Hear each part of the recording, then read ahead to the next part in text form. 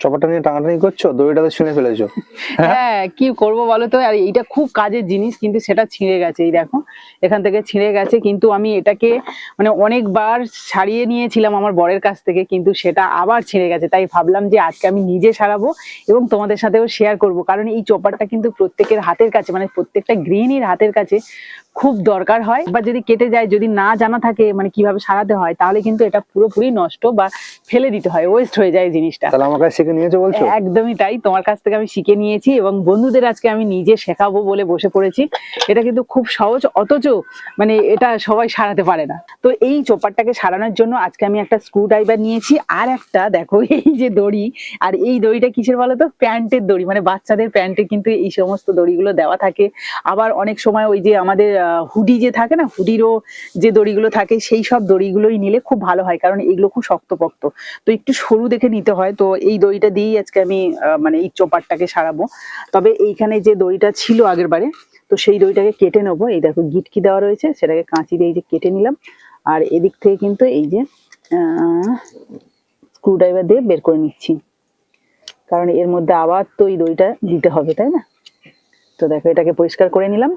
এবার মেন কাজ হচ্ছে, এটার কিচ্ছু নেই, এটার কাজ কিচ্ছু নেই, শুধুমাত্র এখানেই যা আছে, এর ভেতরে যা আছে সেটাকেই ঠিক করলেই কিন্তু এই চপারটা একদম পারফেক্ট হয়ে যাবে। তো চলো এখানে এই স্ক্রুগুলোকে প্রথমে খুলে নিতে হবে। তো এই ছোট্ট ছোট্ট ঘরোয়া টিপস গুলো তোমাদের কেমন লাগে অবশ্যই কিন্তু কমেন্টে জানিও, আর অবশ্যই যদি কাজে লাগে সেটাও কিন্তু জানাতে ভুলো না এবং শেয়ার করতে ভুলো না ভিডিওটা। যে স্ক্রু 4টে খুলে নিয়েছি, আর ভেতরটা দেখো কতটা নোংরা হয়েছে, আর দড়িটা দেখবে কোথায় আছে, মানে দড়ির যে এগুলো থাকে না সেইগুলোই। তো ওগুলোকে পরিষ্কার করে নেব। তো এই যে স্ক্রুটা রয়েছে, এই স্ক্রুটাও খুলে আমি এই জায়গাটাও খুলে নেব। আচ্ছা, এই নাটগুলো কিন্তু কোনটার কোনটা সেটা কিন্তু খেয়াল রাখতে হবে। দেখো এই নাটটা কিন্তু একটু অন্যরকম, এটাকে আলাদা রাখছি। এবার এটাকে খুলে নেব। এই দেখো অ্যাকচুয়ালি দড়িটা কিন্তু এর মধ্যে এই যে রয়েছে, দেখো দড়িটা পাকিয়ে গেছে পুরো টাইট হয়ে, সেই জন্য বেরোতে পারেনি। এই দড়িগুলোই মেনলি চপারের নষ্ট হয়ে যায়, তাছাড়া আর কিছু হয় না। এটা তোমরা এগুলো মনে হচ্ছে অনলাইনেও কিনতে পাওয়া যায় এইসব দড়ি, তবে আমরা কোনোদিন কিনিনি। আমরা কিন্তু হাতের কাছে যে দড়ি পাই সেই দড়ি থেকেই এই মানে এই চপারটাকে ছাড়িয়ে নিই। এই যে দেখো কত সরু দড়ি, হবে তো এটা? হ্যাঁ, এই যে টানলে দেখেছো কতটা সরু মতো হয়ে যাচ্ছে। তবে হ্যাঁ, এই যে ছিদ্রগুলো বা এগুলো রয়েছে না, এগুলোর মধ্যে ঢোকানো একটু চাপ হয়ে যায়। তো এটা চেষ্টা করছি, অবশ্যই হবে। তো চলো এবার দড়ির এই মাথাটাকে একটু কেটে নেবো। ওইভাবে চেপে দিতে হবে, দেখো এইভাবে। তাহলে আমার এই দিক থেকে ওই দিকটা ওপারে পার করতে হবে। দেখো ছোট্ট ছিদ্র আছে। দেখো এখানে যে দড়িটা নিয়েছিলাম, সেই দড়িটা এই যে ছিদ্রের মধ্যে দিতে গিয়ে একটা জিনিস দেখলাম, ওপরে কিন্তু একটা কভার মতো রয়েছে এই দড়ির। তো এই কভারটা দেখো এই যে সরিয়ে দিচ্ছি, আর ভেতরে যে সরুটা রয়েছে, এই সরুটা কিন্তু একদম পারফেক্ট আমার এই চপারের জন্য। তাই আমি ভাবলাম যে এটাকে বের করে দিই। এই দেখো এবার এটা কিন্তু সহজে এর মধ্যে ঢুকে যাবে। এই যে সবটাই কিন্তু চলে এলো, তাই নাকি?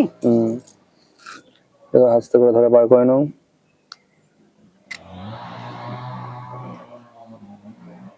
এই দেখো পুরোটাই চলে এসছে, ওয়াও।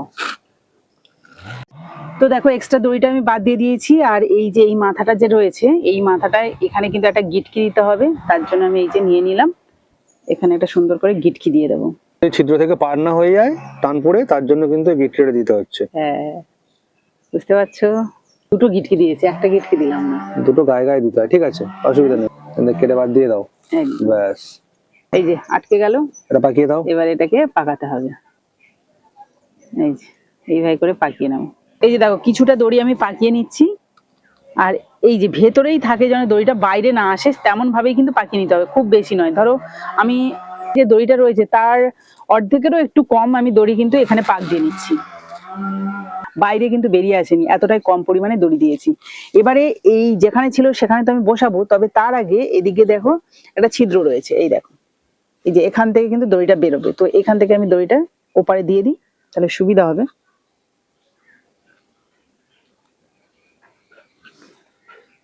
এই যে বেরিয়ে গেল।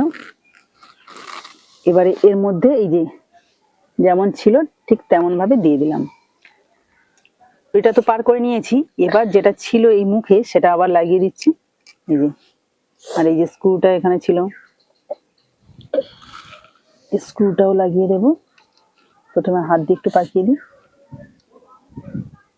এবার স্ক্রু ড্রাইভার দিয়ে আটকে দেবো।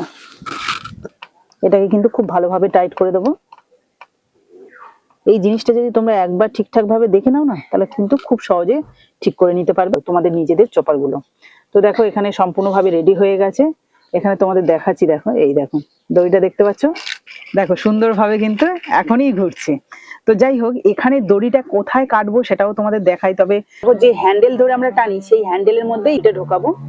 তো তার জন্য এই মুখটা একটু সরু করে এই যে সরু ছিদ্রটা যে রয়েছে তার মধ্যে ঢুকিয়ে দিলাম। এই যে এর মধ্যে দেখো এপারে বেরিয়ে এসছে।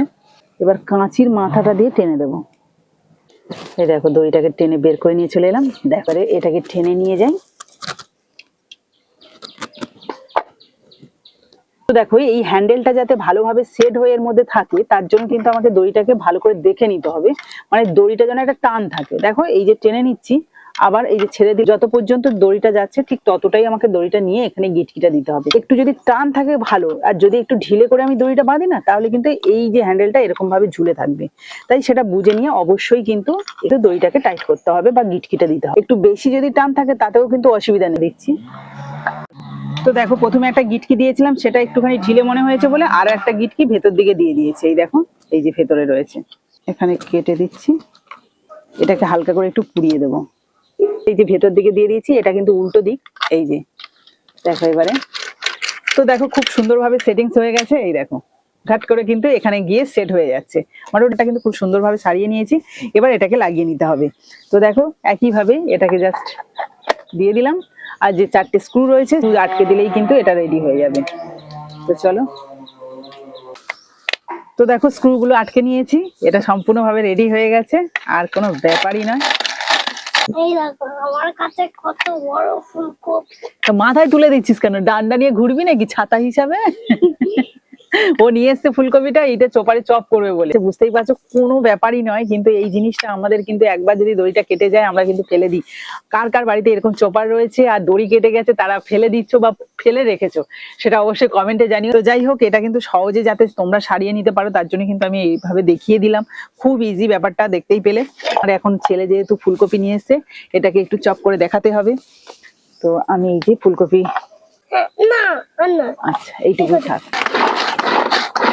দাদা কুটুসকে দাও, কুটুসকে দাও, কুটুসকে দাও। হেভি কত হচ্ছে, সুন্দর ভাবে হয়ে যাচ্ছে সব। এই তো খুব ইজি ব্যাপার না বাবা? কুটুস করতে পারছে। এই দেখো কেমন চপ হচ্ছে, দেখো দেখতেই পাচ্ছ তোমরা। তাহলে আমার কাছে শিখে ফেললে একদম। এবং হ্যাঁ? বন্ধুদেরও শিখিয়ে দিলাম। কেমন কেমন লাগলো অবশ্যই কিন্তু কমেন্টে জানিও। চপ করা এটা দেখি ফুলকপিটাই দেখো দারুণ কি হয়েছে। সুন্দর, একদম গুঁড়ো গুঁড়ো হয়ে গেছে। একদম সহজ পদ্ধতিতে আর কম সময়ের মধ্যে চপার যদি সারাতে চাও, অবশ্যই কিন্তু ভিডিওটা দেখো এবং বন্ধুদের সাথে শেয়ার করো বেশি বেশি। সবাই কিন্তু নিজেদের কাজটা নিজেরা করে নিতে পারে। তো আজকে ভিডিওটা যদি ভালো লেগে থাকে তাহলে অবশ্যই একটা লাইকও করে দিও। আজকের মতো টাটা।